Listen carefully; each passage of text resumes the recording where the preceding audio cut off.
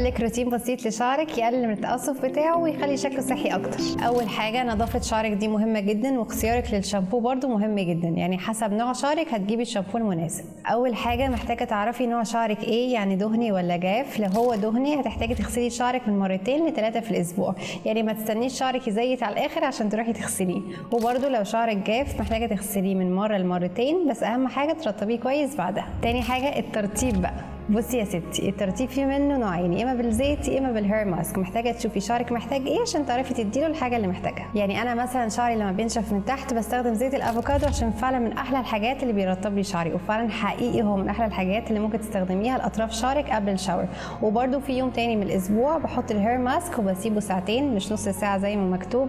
انا عارفه ان هو مكتوب ان انت تسيبيه نص ساعه، بس الافضل انك تسيبيه وقت اطول قبل الشاور عشان فعلا تاخدي منه احسن نتيجه. طبعا انت دلوقتي مش فاهمه اي حاجه، تستخدمي الزيت ولا الهير ماسك. انا هبسطها لك، انت اما تستخدمي الزيت اما تستخدمي الهير ماسك، اما ممكن تعملي ميكس ما بين الاثنين، وده برضو اللي انا بعمله. الفكره انك فعلا تشوفي ايه الزيت المناسب مع نوع شعرك علشان يديكي احسن نتيجه. وبرضو فايده الهير ماسك، كل هير ماسك وليه نتيجه مختلفه، فمحتاجه بس تختاري الهير ماسك المناسب لشعرك. ولازم تبقي عارفه ان الهير ماسك في منه 3 انواع، يعني في نوع فيه بروتين، وفي نوع بس عشان يرطب لك شعرك، وفي نوع عشان يصلح لك التقصف اللي في شعرك.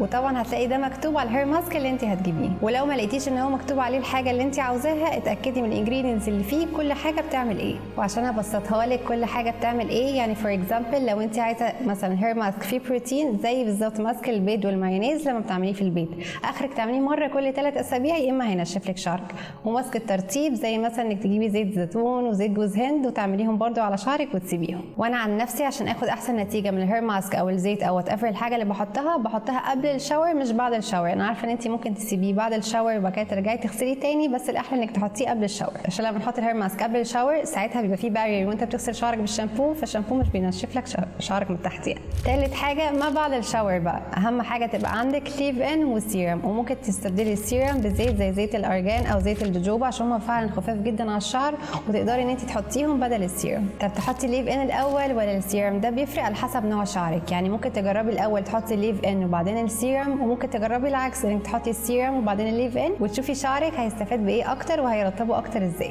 رابع حاجه ودي بجد بقى مهمه جدا، لو ما عملتيهاش صدقني كل اللي عملتيه هيروح على الفاضي، لازم تنشفي شعرك كويس جدا بعد الشاور، لان انت لو ما نشفتيهوش شعرك هيتكسر من الهواء بالذات في الشتاء. لازم تتاكدي انك نشفتيه كويس. ولو انت محجبه يفضل طبعا انك تنشفي شعرك قبل ما تلبسي الطرحه وتنزلي، اول حاجه عشان ما يكمكمش، وتاني حاجه برضه عشان ما يتكسرش. بس كده، وقولوا لي في الكومنتس لو عاوزين بارت 2 اقول لكم تجيبوا منتجات ايه طبيعيه لتتقيل وتطويل الشعر.